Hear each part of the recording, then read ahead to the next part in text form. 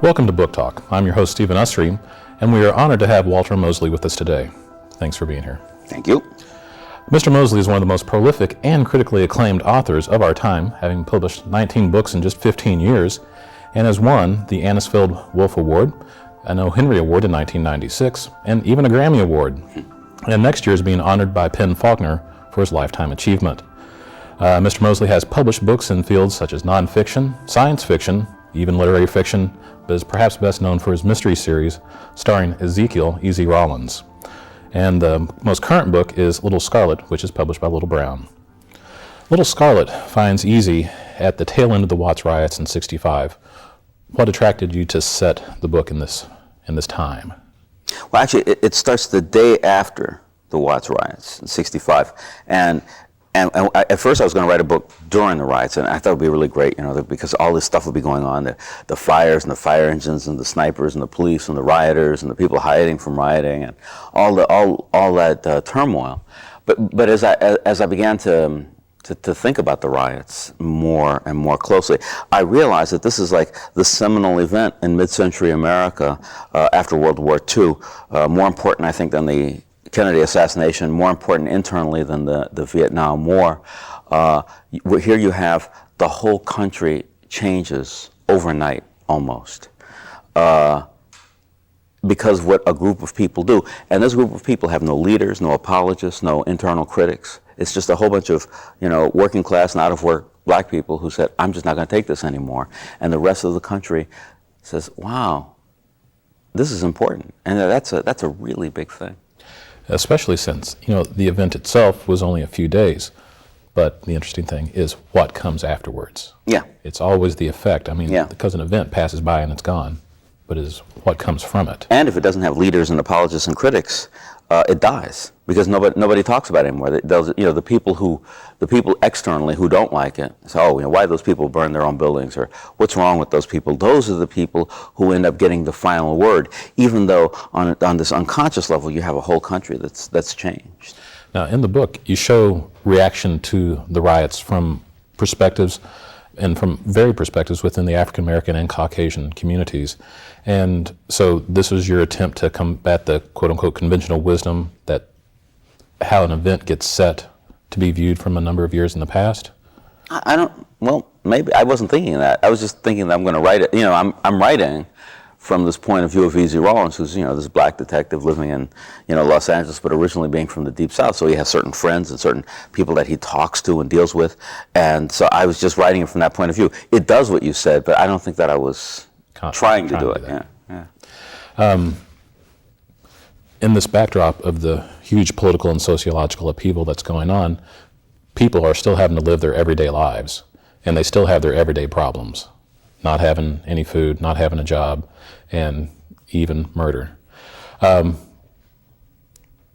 do you think is the attraction to looking at the everyday life inside the sociological struggle that was going on? Well, I wonder if there is an attraction. It's a funny thing. One of my big problems being a writer is being thrown from place to place. This book, there's a list for everything. One of the lists is every week somebody comes out with the list is who's the most reviewed book in America. 4 weeks ago, my book was the most reviewed book in America, Little Scarlet. But if you look at the reviews, the top are saying, history with a sociology lesson, or you can have a story and learn about politics and sociology too. Things like that, things which definitely don't sell your books. Things that the people look at and go, oh yeah, well I don't think I want to read that. What's this? Oh, sex. I'll buy that book.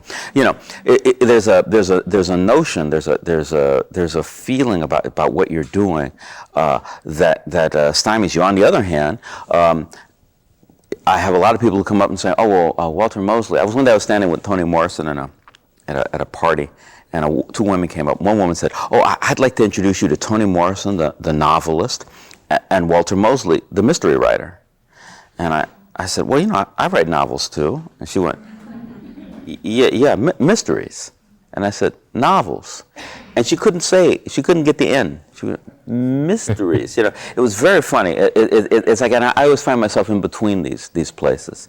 What I do is I try to do what I think is what any really serious writer has to do. The first thing you do is you tell a story that people want to read. In the Easy Rawlins stories, they're mysteries, they're crime novels. A crime has been committed. Who has committed that crime? How does that crime get resolved? Why did they commit the crime? Does the person who committed the crime, do they deserve a punishment? Or is there something else that's going on, either before or kind of at the same time? And so that's what I'm doing. I'm telling that story. Inside of that, of course, you have to have sociology. People tell me, well, do you think you should write books about politics? And I go, how could you not write a book about politics? If you wrote a book about a woman in 1910 living in, Alabama, there's certain things you have to know. This woman doesn't have any rights to the property that she and her husband own. This woman can't vote. This woman can't run for office. This woman is not truly an American. She is, in many ways, property of another American, a guy. If I don't say these things while I'm writing about her life, whatever she's doing, I'm actually writing a fantasy. I'm not writing a real book. Every book has to take into account where the individuals fit on the social ladder. And so in that, all the books are political and sociological. Any good book is political and sociological. So if the character, his or herself, doesn't have any concept of their place in the political system, how might you address that? If that person doesn't have it, somebody else has it. So when the woman comes up and says, I want to join this club, they say, this is a man's club. You can't join this club. You know, if the woman puts on a pair of jeans and walks down the street, she'll be arrested. You know, she may think one thing about herself, but what the world thinks is a different thing. The only way you can get around that is just kind of put her way out in nature and just away from everything, you know.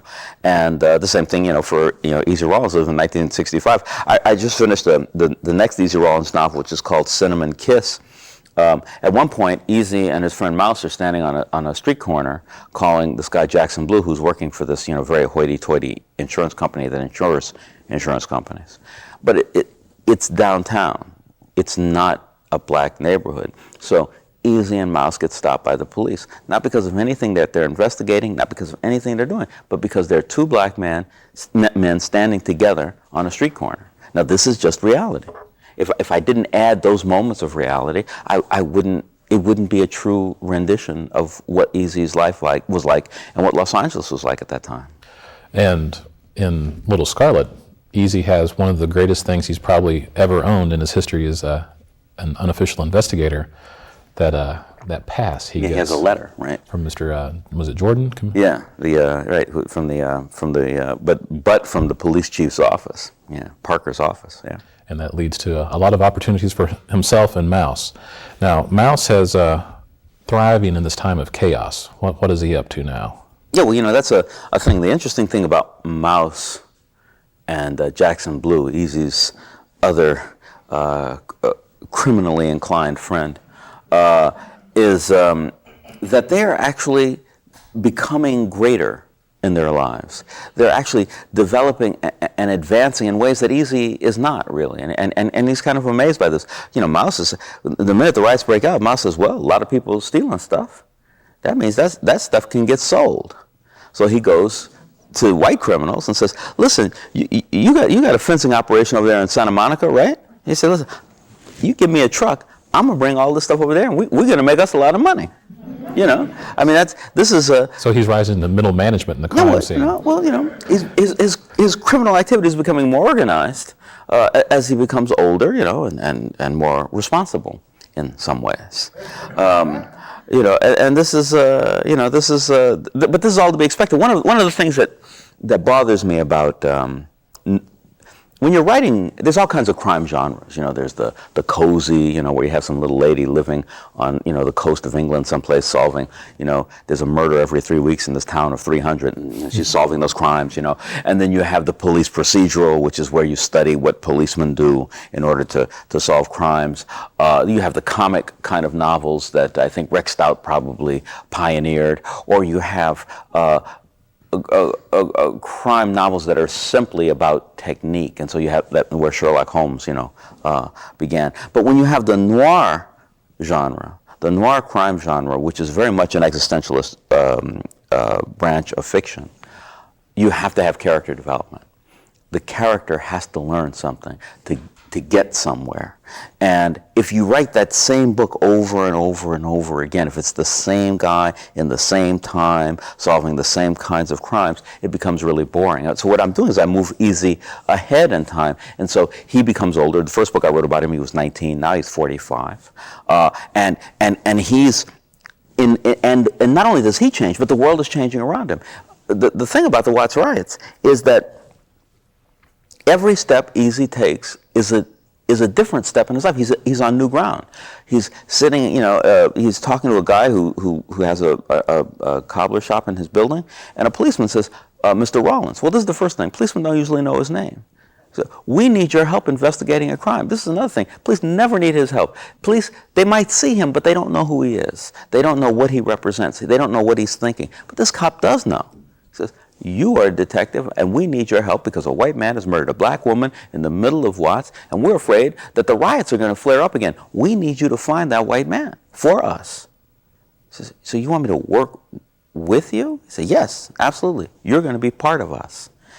Easy didn't like this idea. He don't want to be part of them. But the world is changing, and he doesn't have really much of a choice. And the world is changing so much, he goes to the school in which he's the head custodian, and an African-American National Guardsman treats him how a white policeman may have done just a few weeks prior. Yeah, the world has changed. Now and this is the beginning of the serious split in the black community, where you have some black people who say, oh, well, my bread is buttered on the white side. Whereas Easy is saying, well, my bread is still buttered on the crust, but, it's still butter. But the thing is that there's a conflict between them. Easy realizes that this man no longer is going to say, well, hey, brother, yeah, you can come in the side here. He's not going to say that anymore because, he's been empowered too. And how you accept that empowerment becomes a very important issue as time passes on. And not only do the police need his help, he becomes friendly with Detective Melvin Suggs. Yeah. And they get to the point where they respect each other as people. Is this like a blueprint for the ideal paradigm of new race relations in America, dealing with people as individuals and respecting them for their abilities? Well, Easy Rawlins, the books about Easy Rawlins have a tragic underpinning. So the fact that Easy likes the cop, the fact that the cop likes him, doesn't change the fact that the police department has overlooked over 20 murders of black women and is not apologizing and is not admitting it and has convicted all kinds of other people for these crimes who didn't commit the crimes. So even though you have this policeman saying to Easy, I feel for you, I think this is wrong. Well, in a way, that's him, the policeman, the white policeman, becoming a black man because he's powerless to change the system as it works. So the paradigm would be a world in which you don't recognize these changes and these differences and these attitudes. It's nice that Easy can talk to Melvin Suggs, but it's painful for Suggs. The white man who was, who didn't kill the black woman but was in love with her, his life is destroyed by that love. So it's not just enough to say, hey, I'm no longer racist, or I don't recognize the system of racism. The system is still there. What you think doesn't matter. But how you react to it defines who you are. Defines who you are. And so, which is the kind of existentialist moment. Hey, I'm doing the right thing. But if you remember, like in The Stranger, when Marceau realizes, hey, I'm a man, I'm an individual, I should be fighting for my life, they still execute him. So the only good moment you have is, hey, I realize I'm alive just before the guy shoots you in the head. Well, okay, there are different ways to look at this, and I suppose there you can say, this is the beauty of human nature, except if you're about to get shot in the head. So do you ever receive reactions from people about your weaving in of philosophical concepts into what would consider to be a genre piece? People say that's a little too highfalutin. Well, nobody says that. Somebody says it's too highfalutin. A lot of people are though afraid. America is America is a democratic nation informed by capitalism, and capitalism, is all about profit and dictatorship. And so there's a conflict. There's an internal conflict in the way that we live. Capitalism says, well, what's the best way to sell something? And so, and the best way to sell something is to identify that thing. So I'm a mystery writer. That's what the woman said to me. You're a mystery writer. And so as you might read this, I was reading your mystery and you seem to have some ideas in there. It says, when are you going to write a real book? And I said, well, this is a real book. He said, yeah, but this is a book you read on the beach. So why do you say that? Well, because it's a mystery. I said, but, Octavia Butler was, what was she saying to me one day? That she had given a book, one of her books to some neighbors, and the neighbors were like physicists or something. And then a couple of weeks later, they said to her, oh, we were looking at your book, we realized it was science fiction, so we gave it to our children. They didn't read the book. You know what I mean? And so the problem becomes, the problem becomes is that the classification, the box you put it in becomes more important than the content in the general public. So even if somebody recognizes that the book does something, they can say, well, but there are certain places your book can't go. There's certain, awards that you can't be considered for. There's a certain place that you can't be considered in. And somebody else who might write much inferior books, but literary, might be able to go those places. So it's just another form of stereotyping. Very much so, And I don't really mind because I write all kinds of books and I do all kinds of things, But for a lot of people who do one kind of thing, there's only a certain way, Guy once told me, he's saying to me, we were sitting by a whole bunch of writers. One of them turned to me and said, oh yeah, I read your book. It was very good. And then he looked around nervously at the other writers and he said, at the beach. And I said, well, you could have read that book in your den. And he said, yeah, but I read it at the beach. And it was very serious. He definitely wanted to make sure that nobody thought that, the book was in his library. He left it at the beach house. You talk about writing the science fiction, and that's pretty much the redheaded stepchild of all genre fiction. Oh yeah, man, listen, mystery fiction is literary fiction compared to science fiction. So what drew you to take on that challenge? Well, the point is that if you're going to be political, you have to know how to write science fiction. I mean, black people love science fiction. We love comic books, and we love all kinds of, because this is a possibility for us. Like, for instance, if you're an oppressed minority, let's say a radical lesbian, feminist, separatist living in Northampton, Massachusetts, and you want to write a book that talks about your world, well, you're going to write a science fiction book. It's going to work like this. In the year 2116, only women lived on the planet Earth. That's science fiction, but it gives your political point of view. It makes a world. I can't write about, if I were to write, the black president of the United States in 1832, well, that's science fiction. That's alternative history, because that couldn't possibly happen. So to enter into science fiction, I can talk about anything. I can talk about a world. I can completely negate any kind of rules that anybody says exist and make up my own rules. And in making up those rules, the way I make them up makes a statement, a political statement, a sociological statement, sometimes how technology affects those things. And so I think it's really important. Also, you have to remember, when you're a writer in America, your career, if you're lucky, has a 10-year arc. People and your readers and also your publisher are talking about your book. Say, well, we need you to write the same book again and again. We need the same book because that's what we can sell. Don't start doing something different. Don't start acting different. Do the same thing. And what happens is it works, it gets better and better. And then after a while, people get tired. They say, well, I already read that book already. I've read this book. And they start losing interest. There's a new writer who writes kind of like him, but is different. And I'm enjoying that. And so after 10 years, your career is gone. If you follow that. If indeed you follow your muse and you write what you feel, what you think, what you want to know, then you have a much stronger chance of surviving as an artist, as a writer. You might not be, like the top of the bestseller list or anything, but you'll be there and there'll be people interested in following your work because you go in different ways using, your basic talent, which is usually the same. How difficult is it for you to change gears in writing in different styles and genres? Well, it's not so, really, I mean, as far as the genre is concerned, I always tell people, well, my genre is black male heroes. I write about black male heroes, no matter where they are. They could be in a literary book, a short story, a science fiction, mystery fiction, nonfiction, doesn't matter. What I'm writing about black male heroes. And so there's no switching, because writing is writing. All writing is not real. All writing is abstract. All writing makes up a world. It doesn't. It's never real.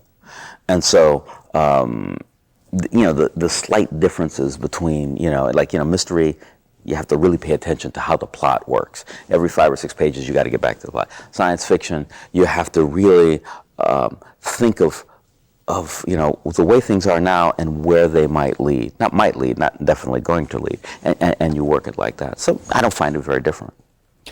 Back on the science fiction, so much of mainstream science fiction really excludes minorities into a great regard. Do you think it's a greater crime to have the exclusion or an attempt at tokenism in the science fiction? Like on Star Trek, you have the one black character.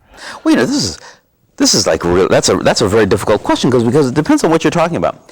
When you have a movie about outer space someplace, and all the people in the movie are either aliens or white guys with blonde hair and blue and gray eyes, what you have is a statement is that this is our world.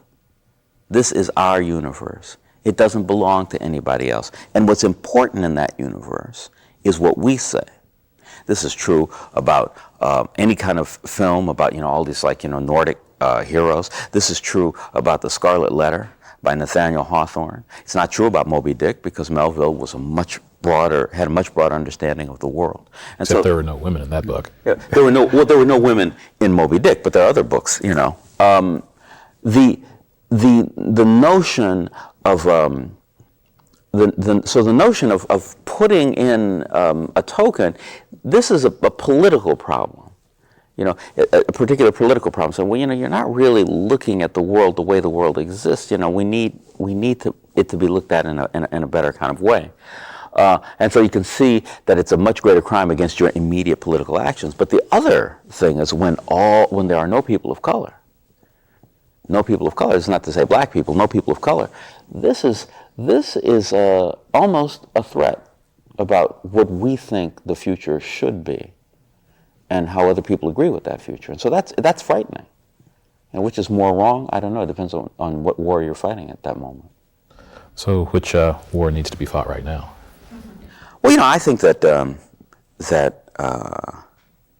from my point of view, that black Americans are the wealthiest, most powerful, most influential group of black people in the world. And we don't live up to that at this moment in time. We don't go out and say and stop a trend, as in Rwanda. We don't, as a group, stand against what's going on in Sudan or Haiti or Cuba or wherever. And so this is the problem. Is I think that we need to do work, and we need to stop worrying about work that other people aren't doing. Of course, if you live in the racism of the West, you're going to believe in your heart that only white people ever did things.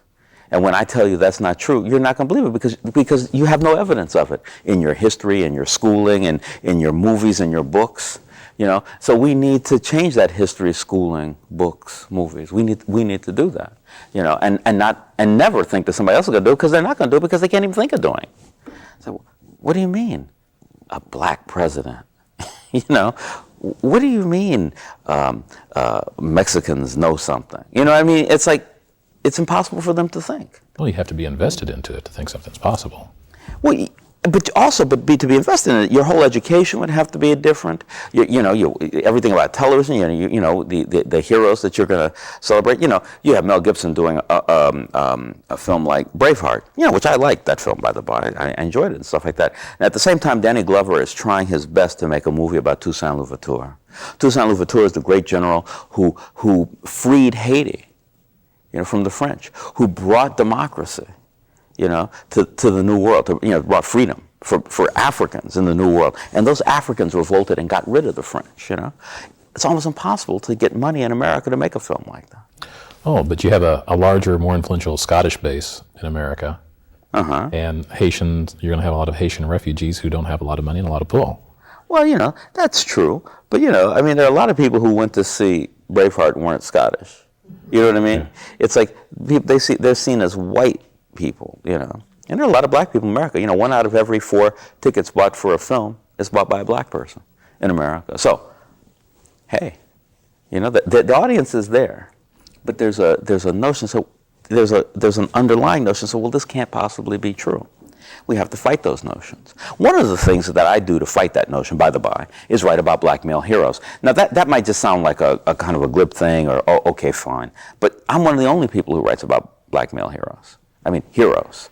A lot of people write about black male protagonists. Not enough. But a lot of people write about that. But to write about heroes, people who, are heroes in the way that Achilles was a hero, very flawed in a few different ways, but who is brought almost by fate to do the right thing, and then attempts to do the right thing and either fails or succeeds. It really doesn't matter.